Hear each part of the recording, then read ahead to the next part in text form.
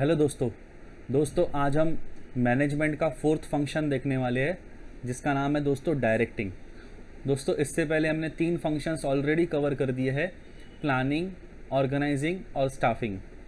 दोस्तों स्टाफिंग में हमने देखा था कि हमको एम्प्लॉयज़ रिक्रूट करने होते हैं, सिलेक्ट करने होते हैं, साथ ही में उनको time to time regular intervals पे उनको ट्रेनिंग देनी होती है, उनका अप्रेजल करना होता है, उनको एक राइट पर्सन को राइट जॉब देना होता है और राइट रेम्यूनरेशन भी देना होता है। साथ में दोस्तों हमने ये भी देखा था ऐसी कोशिश करनी होती है कि वो हमारे पास हमेशा रिटेन रहे, ऑर्गेनाइजेशन को छोड़ के ना जाए। तो दोस्तों ये सब जो प्रोसेस कवर होती है पूरा, ये स्टाफिंग में आता है। आज दोस्तों उसके आगे का हम फंक्शन देखेंगे। स्टाफिंग के बाद डायरेक्टिंग करना बहुत इंपॉर्टेंट है दोस्तों। ये ऐसा फंक्शन है ना, इसको आप सोल फंक्शन कह सकते हो दोस्तों। ये क्या है? ये मैनेजमेंट का सोल है, मीन्स सबसे ज़्यादा इम्पोर्टेंट है ये डायरेक्शन दोस्तों। जैसे एक टीचर एक स्टूडेंट को गाइड करता है, जैसे आपने कई सारे स्पोर्ट्स देखे होंगे, उसमें भी एक मेंटर होता है, कोच होता है जो हमेशा गाइड करते रहता है।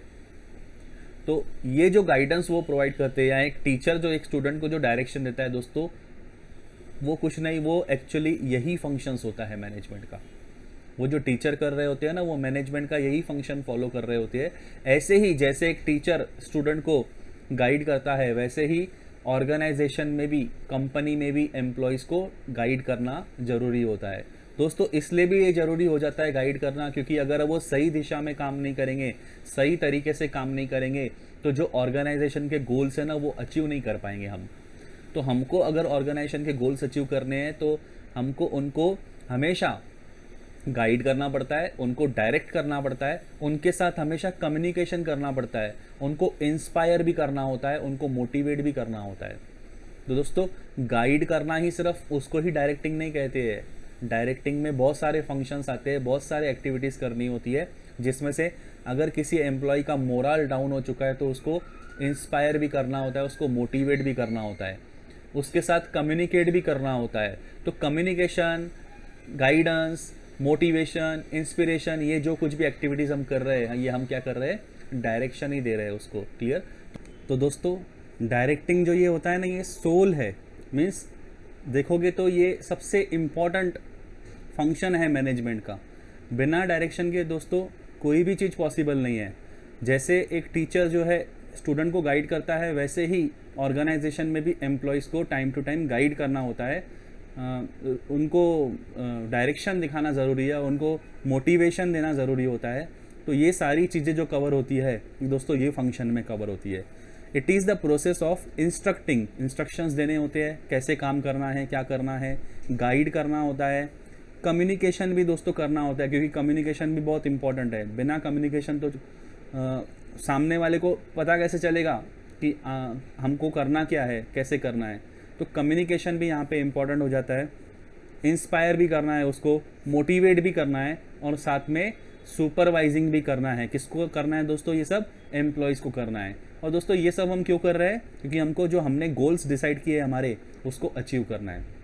तो आपको अपने गोल्स अचीव करने के लिए जो आपने एम्प्लॉयज़ को रिक्रूट किया है स्टाफिंग में, उसमें आपको उनसे काम करवा के लेना है। तो काम करवा के लेना ये भी एक दोस्तों कला है। उसके लिए डायरेक्शन उनको देना पड़ेगा, उनको इंस्ट्रक्शंस देनी पड़ेगी, उनको गाइडेंस देना पड़ेगा, और साथ ही साथ उनको मोटिवेट भी करना पड़ेगा दोस्तों।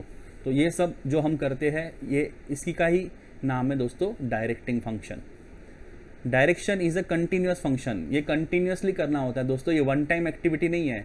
ये तो आपको बार बार उसको सुपरवाइज भी करना होगा दोस्तों, उसके ऊपर ध्यान रखना होगा कि क्या उसको कोई दिक्कत तो नहीं हो रही है, वो काम अच्छे से कर पा रहा है कि नहीं, वो सब आपको देखना होगा। और ये इनिशिएट कहाँ से होता है, स्टार्ट कहाँ से होता है?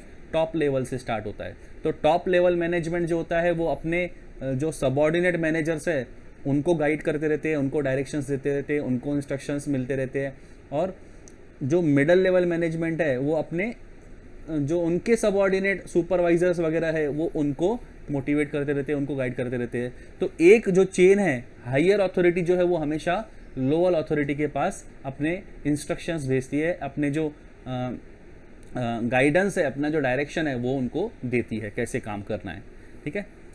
टॉप लेवल से शुरू होता है और फ्लो होता है कहाँ, lower level, through organisational hierarchy. तो जो भी होंगे टॉप लेवल जो अथॉरिटी होगी वो अपने उसके नीचे जो एम्प्लॉयज़ है, मैनेजर्स है, उसको वो डायरेक्शन देगा, फिर वो क्या करेगा, वो अपने नीचे वाले को देगा और फिर वो तीसरा और अपने नीचे वाले को देगा। तो ऐसे फ्लो कंटिन्यूसली होते रहता है। तो ये एक कंटिन्यूस मैनेजरियल प्रोसेस है, ये वन टाइम एक्टिविटी नहीं है, ये throughout the tenure of the organisation, जब तक ऑर्गेनाइजेशन चलने वाली है तब तक दोस्तों एम्प्लॉयज़ को गाइड करना ही पड़ता है। तो हमेशा ये होगा कि मेरे नीचे जो है मुझे उसको गाइड करना ही पड़ेगा। ये कंटिन्यूस प्रोसेस है, ये वन टाइम प्रोसेस नहीं है, ये हमेशा चलते रहता है दोस्तों। फिर उसके बाद क्या कहा है, director is the person who shows the correct path as well as guides the employees in solving the problems wherever necessary. दोस्तों जो पर्सन गाइडेंस देता है, जो डायरेक्शन देता है, उसको दोस्तों कहते हैं डायरेक्टर। क्लियर?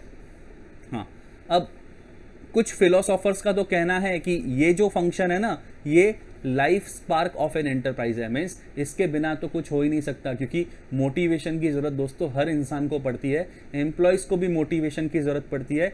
बिना गाइडेंस तो कोई चीज़ पॉसिबल ही नहीं है दोस्तों। तो जैसे एक टीचर जो अपने स्टूडेंट को गाइडेंस देता है, एक कोच एक प्लेयर को गाइडेंस देता है अपने, वैसे ही दोस्तों एम्प्लॉयज़ को भी गाइडेंस देना पड़ता है ऑर्गेनाइजेशन में काम करवाने के लिए। क्लियर? उसी को ही कहते हैं दोस्तों डायरेक्टिंग करना। तो डायरेक्शन, हम कुछ डेफिनेशंस देख लेंगे। डायरेक्शन इसमें क्या क्या आता है, ये एक प्रोसेस है, एक टेक्निक है जिसको हम यूज़ करते हैं, किसमें यूटिलाइज करते हैं, इंस्ट्रक्शंस इशू करने के लिए। हमको आगे इंस्ट्रक्शंस देने हैं ना एम्प्लॉयज़ को कि आप ऐसे काम करो, ऐसे ऐसे करना पड़ेगा, या फिर हम रूल्स एंड रेगुलेशंस बना देते हैं। तो रूल्स एंड रेगुलेशंस हम क्या करना चाहते हैं, हमने रूल्स क्यों बनाए हैं, क्योंकि हम वो ये बताना चाहते हैं कि इस ऑर्गेनाइजेशन में काम करना है तो फिर आपको ये रूल्स फॉलो करने होंगे। तो ये कुछ इंस्ट्रक्शंस हमने दे दिए हैं, आपको वो फॉलो करनी होगी। और ये इंस्ट्रक्शंस दोस्तों क्यों दिए हैं हमने, क्योंकि ये इंस्ट्रक्शन फॉलो करोगे आप, ये रूल्स एंड रेगुलेशंस फॉलो करोगे तो आप ऑर्गेनाइजेशन का जो ऑब्जेक्टिव है वो अचीव कर पाओगे, आपको कोई दिक्कत नहीं जाएगी।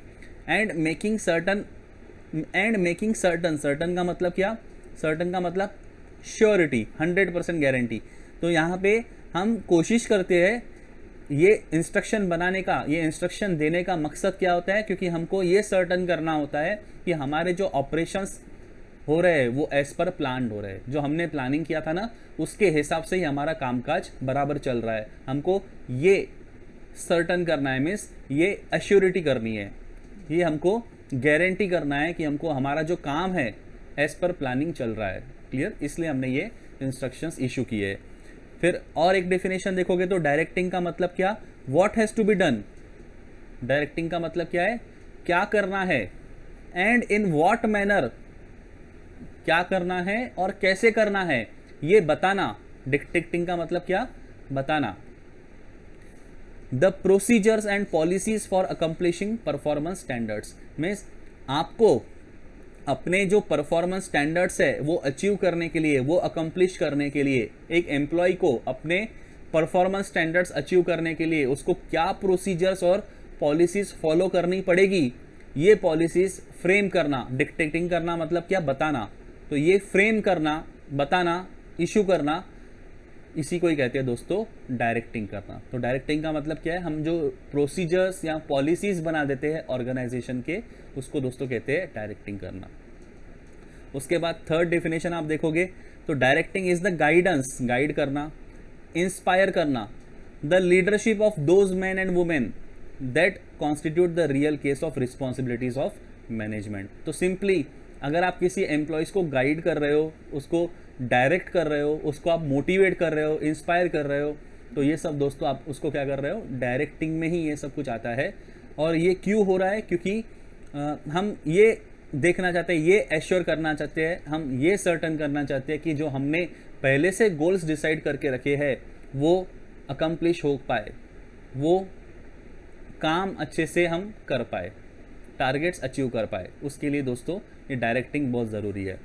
अब इम्पॉर्टेंस देखेंगे हम दोस्तों। Importance, directing refers to a process और टेक्निक ऑफ इंस्ट्रक्टिंग, इसमें इंस्ट्रक्ट करना होता है, गाइड करना होता है, इंस्पायर करना होता है, काउंसलिंग करना होता है एम्प्लॉय की, उसको कुछ प्रॉब्लम तो नहीं है, दिक्कत क्या है, तो उसकी काउंसलिंग करना होता है, ओवरसीइंग, उसके ऊपर नज़र रखनी होती है, सुपरवाइज करना होता है, and leading people towards the accomplishment of organisation goals. तो हम ये सब क्यों कर रहे हैं, ये सारे एक्टिविटीज़ क्यों की जा रही है, क्योंकि हम ये चाहते हैं कि जो ऑर्गेनाइजेशन में एम्प्लॉयज़ है वो ऑर्गेनाइजेशन का गोल जो है वो अकम्प्लिश कर पाए, अचीव कर पाए।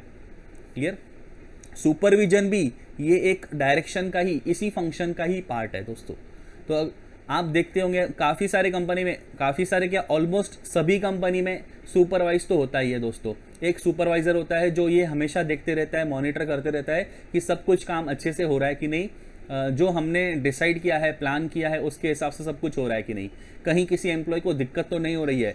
अगर किसी एम्प्लॉय को दिक्कत हो रही है तो वो कोशिश करता है कि वो दिक्कत उसकी दूर की जाए। तो एक्चुअली ये जो फंक्शन है, ये जो एक्टिविटी है, ये डायरेक्शन के फंक्शन में ही कवर होती है दोस्तों, ये उसी का ही एक पार्ट है। The director supervises employees by observations, examining the reports and behaviour of employees. तो ये 3 तरीके हैं जिससे एक डायरेक्टर एम्प्लॉय के ऊपर सुपरवाइज करता है, सुपरविजन रखता है। कैसे कर सकता है वो? बाय ऑब्जर्वेशन, वो हो सकता है एम्प्लॉयज़ के ऊपर नज़र रखे, देखे कि एम्प्लॉयज़ कैसे काम कर रहे हैं, तो ऑब्जर्वेशन से निगरानी रखी जा सकती है, सुपरवाइज किया जा सकता है। रिपोर्ट्स वगैरह जो आएगी, जो रिजल्ट आएंगे टाइम टू टाइम, हम उसका परफॉर्मेंस चेक करेंगे, तो उस रिपोर्ट से भी हम एग्जामिन कर सकते हैं, और एम्प्लॉयज़ के बिहेवियर से भी हम उसको सुपरवाइज कर सकते हैं। कहीं ऐसा तो नहीं कि वो अनयूजुअली बिहेव कर रहा है, ये रेगुलर बिहेवियर उसका नहीं है, तो अगर वो रेगुलर बिहेवियर नहीं है उसका, तो उस केस में हो सकता है उसको कुछ दिक्कत हुई हो। तो ऐसे 3 तरीके हैं जिससे सुपरविजन हो सकता है दोस्तों। उसके बाद दोस्तों हम देखेंगे इम्पोर्टेंस ऑफ डायरेक्टिंग। क्या इंपॉर्टेंस है? तो सबसे पहले इनिशिएट्स एक्शन। अब ये जो फंक्शन है ना, ये इंश्योर करता है, ये सपोर्ट करता है कि एक्शन को, यानी अभी तक तो हम सिर्फ डॉक्यूमेंट्स पे ही काम कर रहे थे ना, लेकिन अभी एक्चुअल काम करने की बारी आई है, एक्चुअल एम्प्लॉयज़ के काम करने की बारी आई है। तो ये जो फंक्शन है ये इंश्योर करता है, सपोर्ट करता है कि एक्शन को इनिशिएट किया जाए, काम शुरू हो सके। क्लियर। हमने प्लानिंग में तो पूरा प्लान किया था, ऑर्गेनाइजिंग में हमने सारे रिसोर्सेज आइडेंटिफाई किए थे और इकट्ठा करने की कोशिश की थी, स्टाफिंग में हमने एम्प्लॉयज़ को, पर्सन्स को रिक्रूट करना चालू किया था, सिलेक्ट करना चालू किया था। तो अब सबको हमने जॉब पे लगा दिया है, अब बारी क्या है उनके काम करने की, अब काम स्टार्ट होने वाला है। तो डायरेक्टिंग, ये जो डायरेक्शन ये फंक्शन है, ये सपोर्ट करता है कि जो हमारे प्लान्स है ना उसको एक्टिवेट कर पाए, हम स्टार्ट कर पाए। हमारा एक्शन कहाँ से स्टार्ट करना है? तो ये पॉइंट से स्टार्ट करना है। तो इसमें क्या होता है, एक्शन एक्चुअली स्टार्ट होता है with the help of employees. Every action is initiated through timely direction. अगर आपने प्रॉपर डायरेक्शन उसको दिया, टाइम पे डायरेक्शन दिया एम्प्लॉयज़ को, तो आपकी जो एक्शन होगी वो टाइम पे इनिशिएट हो पाएगी, स्टार्ट हो पाएगी। क्लियर। अभी तक तो हमने ऑर्गेनाइजेशन दोस्तों शुरू की है, अभी तो हमने ऑर्गेनाइजेशन शुरू की है, पहले प्लानिंग किया हमने, ऑर्गेनाइजिंग किया, स्टाफिंग किया, मीन्स अब हमारे पास स्टाफ भी आ गए, एम्प्लॉयज़ भी आ गए। अब बात है फ्लोर पे एक्चुअल काम करने की, तो एक्चुअल काम स्टार्ट होगा अभी, तब डायरेक्शन की ज़रूरत पड़ती है दोस्तों। तो डायरेक्शन टाइम पे मिलने से एक्शन इनिशिएट होती है।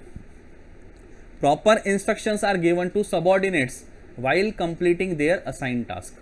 तो जो हमने काम, जिसको असाइन किया है, जिसको हमने काम, पर्टिकुलर काम दिया है, वो काम सबऑर्डिनेट, हमारे जो नीचे एम्प्लॉयज़ है, वो कर पाए, उसके लिए उनको प्रॉपर इंस्ट्रक्शंस देने होते हैं दोस्तों।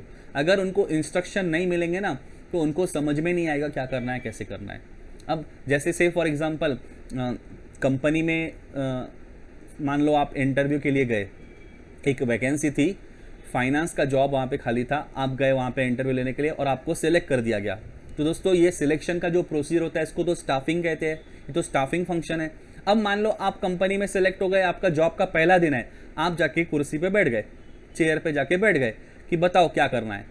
अब मान लो आपको जो हायर अथॉरिटीज़ है, आपके ऊपर वाला जो बॉस है आपका, वो आपको कुछ इंस्ट्रक्शन दे ही नहीं रहा है, कुछ आपको वो बता ही नहीं रहा है कि करना क्या है, कैसे करना है, तो आपको कैसे समझ में आएगा?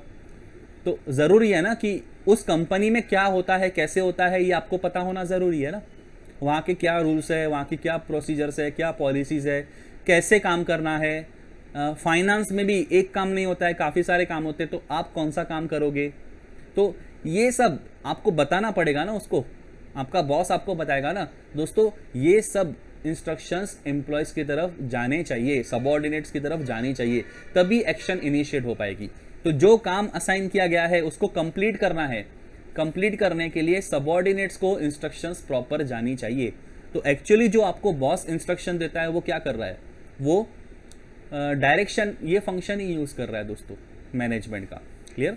The managers direct the subordinates about what to do, क्या करना है ये बताता है। ये कौन बताता है? मैनेजर्स बताते हैं अपने सबऑर्डिनेट्स को। सबऑर्डिनेट्स मीन्स उसके नीचे जो एम्प्लॉयज़ है उनको वो मैनेजर डायरेक्ट करते हैं, गाइड करते हैं, ये बताते हैं, इंस्ट्रक्शंस देते हैं कि क्या करना है आपको, कैसे करना है, कब करना है, and also to see that their instructions are properly followed. तो जैसे वो इंस्ट्रक्शन देगा, आपका पहला दिन था जॉब का, तो आप जाके बैठ गए, तो आपको अब कोई एक बंदा आके, आपका बॉस आके आपको बताएगा कि आपको ये काम करना पड़ेगा, इस तरीके से काम करना पड़ेगा, ये काम डेली करना पड़ता है, कुछ काम ऐसे है जो वीकली करने होते हैं, कुछ काम ऐसे जो मंथली करने होते हैं, तो आपको ये सब करना पड़ेगा। और सिर्फ आपको इंस्ट्रक्शन देके वो छोड़ नहीं देगा, वो फिर बाद में टाइम टू टाइम देखते भी रहेगा कि उसके इंस्ट्रक्शंस आप फॉलो कर रहे हो कि नहीं, आपको जैसा बताया गया है आप वो काम वैसा कर रहे हो कि नहीं, तो ये भी वो देखेगा। तो दोस्तों सुपरवाइज करना भी इसमें ही आता है, क्योंकि इंस्ट्रक्शंस प्रॉपरली फॉलो हो रहे हैं कि नहीं वो देखना, इसको ही तो दोस्तों कहते हैं सुपरवाइज करना। ये देखना कि हमने जो इंस्ट्रक्शंस दिए वो एम्प्लॉयज़ प्रॉपरली फॉलो कर रहे हैं कि नहीं, इसको ही तो दोस्तों कहते हैं सुपरवाइज करना। क्लियर? तो यहाँ पे डायरेक्शन के टाइम पे एक्चुअल में एक्शन इनिशिएट होती है। मान लो अगर उसने आपको गाइडेंस नहीं दिया, आपको इंस्ट्रक्शंस नहीं दिया, आपका फर्स्ट डे है, तो आप एक्शन कैसे स्टार्ट करोगे? आप तो चुपचाप बैठे रहोगे, आप बोलोगे मुझे पता ही नहीं क्या करना है, कैसे करना है। तो जब तक बताओगे नहीं आप एम्प्लॉयज़ को, तो एक्शन स्टार्ट कैसे होगा, इनिशिएट कैसे होगा? तो ये डायरेक्शन फंक्शन जो है ये इंश्योर करता है, सपोर्ट करता है कि जो हमने प्लान किया है ना एक्टिविटीज़, वो अब एक्चुअली हम कर पाए, इनिशिएट कर पाए। फिर उसके बाद इंटीग्रेट्स एफर्ट्स, तो आपके जो एफर्ट्स है ना सबके, सभी एम्प्लॉयज़ के, उसको इंटीग्रेट करता है। इंटीग्रेट म्हणजे इकट्ठा करना। दोस्तों ऑर्गेनाइजेशन में जो कुछ भी काम होता है ना टीम वर्क से होता है, और हर एक एम्प्लॉय जो भी कुछ काम करेगा वो आपस में इकट्ठा होना चाहिए, इंटीग्रेट होना चाहिए, और वो तभी पॉसिबल है जब आपस में एम्प्लॉयज़ का कम्युनिकेशन होगा, एक दूसरे के साथ उनका कम्युनिकेशन अच्छा होगा ना, तो वहाँ पे क्या होगा, सबके एफर्ट्स एक साथ जॉइन में काम कर पाएंगे वो। तो it helps in integrating the efforts of all the employees and departments, सारे एम्प्लॉयज़ का, सभी डिपार्टमेंट्स का जो भी उन्होंने एफर्ट्स किए हैं उसको इंटीग्रेट करना ज़रूरी है। और वो इंटीग्रेट कैसे हो पाएंगे, जब उनको प्रॉपर इंस्ट्रक्शंस मिलेगी तभी, which results in achievement of organisational goal. Integration of efforts is possible through persuasive leadership.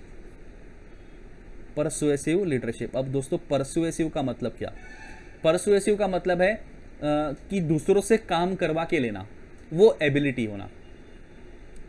Ability ये ऐसी एबिलिटी है कि मान लो हम दूसरों से काम करवा के ले रहे, तो यहाँ पे मुझे एक बात बताओ, सारे एम्प्लॉयज़ ने जितना भी काम किया है, जो भी एफर्ट्स किया है, उसको इंटीग्रेट करना, उसको एक साथ लाना, उनको टीम में लाना, ये तो तभी पॉसिबल हो पाएगा जब लीडर जो होगा, आपका बॉस जो होगा, आपका जो लीडरशिप होगी आपके ऊपर, वो लीडरशिप कैसे होगी? परसुएसिव होगी। मीन्स उसके पास ये एबिलिटी है, वो जो आपको गवर्न कर रहा है, आपको सुपरवाइज कर रहा है, उसके पास एबिलिटी है कि वो आपसे काम करवा के ले। दोस्तों काम करवा के लेना ये भी एक कला है जो काफ़ी कम लोगों को आती है। क्लियर? तो यहाँ पे परसुएसिव लीडरशिप होगी तभी हम सभी एफर्ट्स को इकट्ठा कर पाएंगे, नहीं तो मुश्किल हो जाएगा। And effective communication towards the accomplishment of organisational goals. आपको अपने ऑर्गेनाइजेशन के गोल्स अकम्प्लिश करने हैं, अचीव करने हैं, तो उसके लिए कम्युनिकेशन होना ज़रूरी है, और कम्युनिकेशन भी इफेक्टिव होना ज़रूरी है। Means time to time instructions जाने चाहिए, तभी आप सारे एफर्ट्स जो है इंटीग्रेट कर पाओगे, और सभी का एफर्ट आप इंटीग्रेट करोगे तभी तो आप ऑर्गेनाइजेशन का गोल अचीव कर पाओगे ना। जैसे प्रोडक्शन वाला काम करेगा, प्रोडक्शन डिपार्टमेंट काम करेगा प्रोडक्शन का, परचेज डिपार्टमेंट काम करेगा परचेज करने का, मार्केटिंग का डिपार्टमेंट जो है ये काम करेगा सेल करने का। तो ये जो आपस में डिपार्टमेंट है ये सब कनेक्टेड है ना, परचेस करेगा तभी तो गुड्स बनेंगे, प्रोडक्शन में काम हो पाएगा, और प्रोडक्शन वाला गुड्स बनाएगा तभी तो मार्केटिंग वाले बेच पाएंगे। तो इनका आपस में कम्युनिकेशन होना बहुत ज़रूरी है, और ये कम्युनिकेशन कैसे होगा इसके लिए भी दोस्तों इंस्ट्रक्शन देना पड़ता है। क्लियर? इनको अब जो इनके ऊपर जो बॉस रहेगा ना, वो कोशिश करेगा कि ये तीनों डिपार्टमेंट आपस में इनके जो एफर्ट्स है ये इंटीग्रेट किए जाए, और इनको इंटीग्रेट करने के बाद में ही तो ऑर्गेनाइजेशन के गोल अचीव होंगे ना। क्लियर? एक दूसरे को उनको जानकारी होनी चाहिए कि क्या हो रहा है, कौन से डिपार्टमेंट में क्या चल रहा है। ठीक है? उसके बाद मीन्स ऑफ मोटिवेशन, जैसे कि मैंने कहा कि मोटिवेट करना भी एम्प्लॉयज़ को, ये भी एक डायरेक्टिंग में ही आता है दोस्तों, ये एक्टिविटी भी डायरेक्शन के फंक्शन में ही आती है दोस्तों। तो यहाँ पे भी ज़रूरत पड़ती है कि एम्प्लॉयज़ को टाइम टू टाइम मोटिवेट किया जाए। उससे क्या होगा, उससे उसका जो परफॉर्मेंस है वो बढ़ेगा। यहाँ पे सिर्फ ये इम्पॉर्टेंट नहीं है कि हम इंस्ट्रक्शंस उसको दें, यहाँ पे क्या होता है, कोई भी काम करना होता है ना, तो उसका ओपिनियन क्या है वो भी कंसिडर किया जाता है। अगर आप उसको डिसीजन मेकिंग में शामिल करोगे ना, आप उससे फ्रेंडली रहोगे ना, तो वो काम अच्छे से करेगा, वो मोटिवेट होगा उससे, है ना। तो यहाँ पे वही कहा है, वाइल डायरेक्टिंग द सबऑर्डिनेट्स, जब आप डायरेक्ट कर रहे हो, उनको गाइड कर रहे हो, their opinions are also considered, उनका भी ओपिनियन कंसिडर करना चाहिए। A manager identifies the potential and abilities of its subordinates, आपके जो सबऑर्डिनेट्स है, आपके जो एम्प्लॉयज़ है, उनमें क्या पोटेंशियल है, वो क्या कर सकते हैं, क्या एबिलिटीज़ है, ये जानना, ये आइडेंटिफाई करना, ये भी एक मैनेजर का काम होता है। हो सकता है आपके पास ऐसा बंदा है, ऐसा पर्सन है जिसकी एबिलिटी बहुत अच्छी है, अगर लेकिन आप उसकी एबिलिटी पहचान नहीं पाए तो आप उसका अच्छे से यूटिलाइज़ भी नहीं कर पाओगे। तो आपको अगर उस बंदे को अच्छे से यूटिलाइज़ करना है, उस पर्सन का आपकी उसकी एबिलिटीज़ अच्छे से यूटिलाइज़ करनी है, तो आपको पहले पहचानना पड़ेगा उसमें कितना पोटेंशियल है, कितनी एबिलिटीज़ है। Clear? And helps them to give their best. आप उसकी एबिलिटीज़ पहचान पाओगे, उसके पोटेंशियल पहचान पाओगे, तभी तो आप उसको अच्छे से यूज़ कर पाओगे ना। ही ऑल्सो मोटिवेट्स, ही मतलब मैनेजर मोटिवेट भी करता है them by offering them financial and non financial incentives to improve their performance. तो हमको उनका परफॉर्मेंस इंप्रूव करना है, उसके लिए हम उनको इंसेंटिव्स भी देते हैं ताकि वो मोटिवेट हो पाए, कि मोटिवेशन बहुत ज़रूरी है। ऐसा बहुत बार हम भी करते हैं दोस्तों, हम भी आपको बीच बीच में मोटिवेशन लेक्चर देते रहते हैं। क्यों करते हैं? क्योंकि आपकी जो बैटरी डिस्चार्ज हो चुकी है ना, उसको हम चार्ज करना चाहते हैं।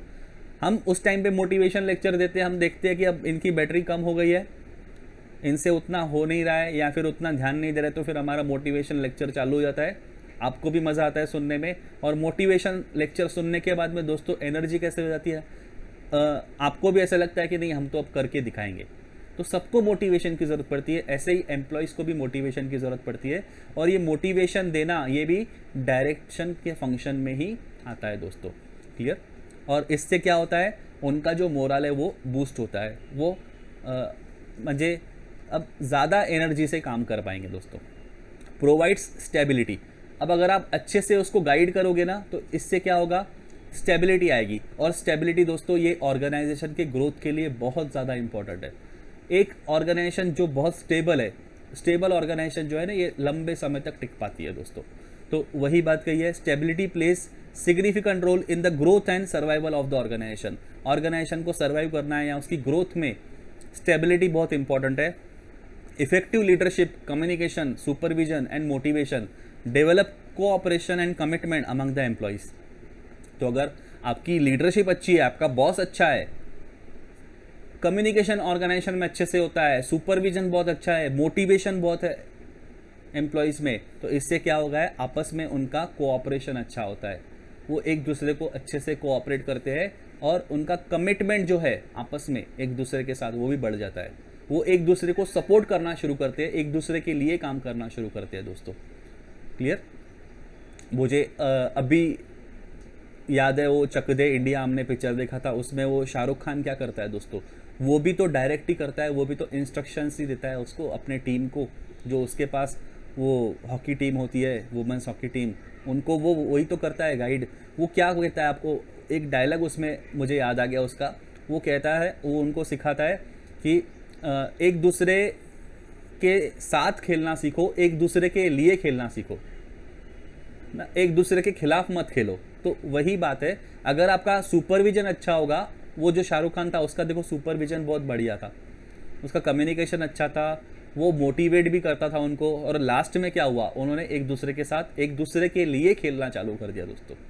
क्लियर। तो यहाँ पे भी एम्प्लॉयज़ के बीच में कोऑपरेशन अच्छा होना चाहिए, कमिटमेंट उनका होना चाहिए एक दूसरे के लिए कि नहीं हम एक दूसरे को सपोर्ट करेंगे, एक दूसरे के लिए खेलेंगे हम।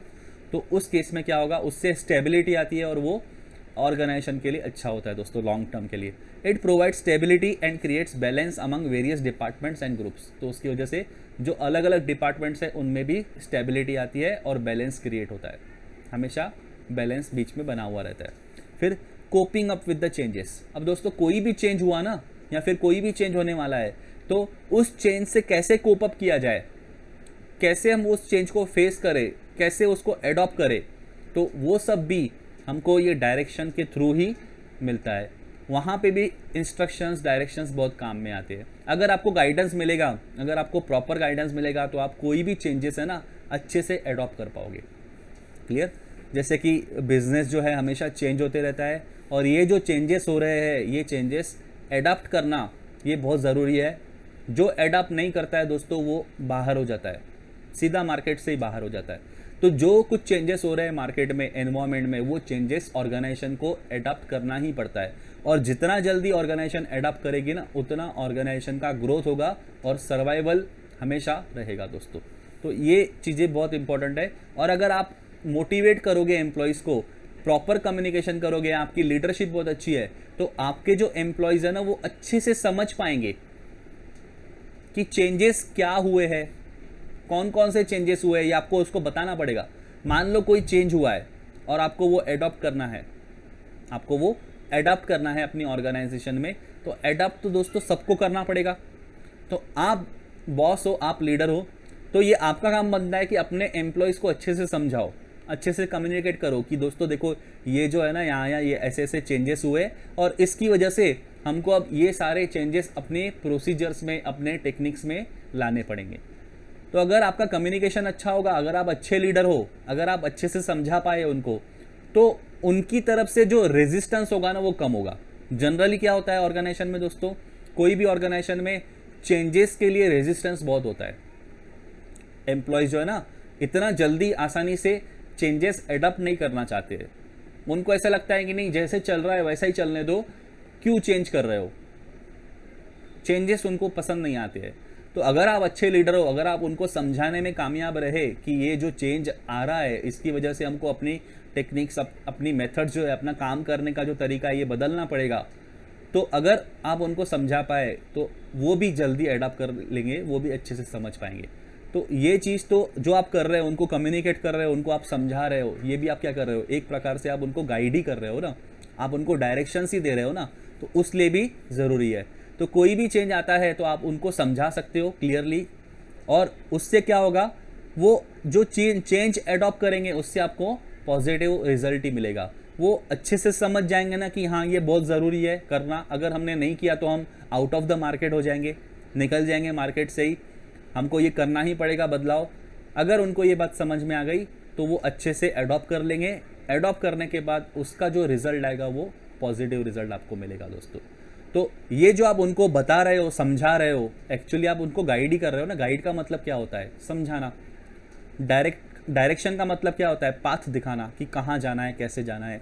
तो दोस्तों ये चेंजेस के टाइम पे भी डायरेक्शन बहुत इंपॉर्टेंट है, ये फंक्शन बहुत इंपॉर्टेंट है, क्योंकि ये चेंजेस से कैसे कोप अप किया जाए ये बताता है। क्लियर। फिर उसके बाद आगे बढ़ते हैं, इफेक्टिव यूटिलाइजेशन ऑफ रिसोर्सेज। अगर आप अच्छे से गाइड कर पाए एम्प्लॉयज़ को, अच्छे से आप उनको मोटिवेट कर पाए, उसको आप इंस्पायर कर पाए, तो उससे क्या होगा, उनका जो काम करने का जो नज़रिया है वो बदल जाएगा। मोटिवेटेड एम्प्लॉयज़ ज़्यादा काम कर सकते हैं, ज़्यादा अच्छे से काम कर सकते हैं।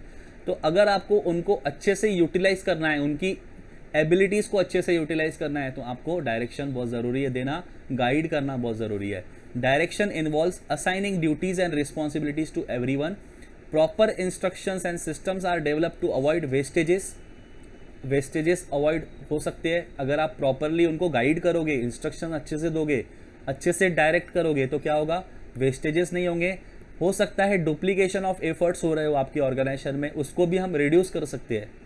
कि काम डबल डबल ना हो, ऐसा ना हो कि एक ही काम बार बार हो रहा है और वो कोई मतलब नहीं है बार बार वही काम करके। तो डुप्लीकेशन ऑफ एफर्ट्स को रिड्यूस किया जा सकता है, वेस्टेजेस को अवॉइड किया जा सकता है। Subordinates are guided to utilise the resources, वो जो सबॉर्डिनेट है, वो जो एम्प्लॉयज़ है, वो भी रिसोर्सेज को अच्छे से यूटिलाइज कर पाएंगे। तो अगर आप प्रॉपर इंस्ट्रक्शन दोगे ना, तो उनका काम करने का तरीका जो है उसमें भी इफ़िशियंसी उनकी बढ़ेगी।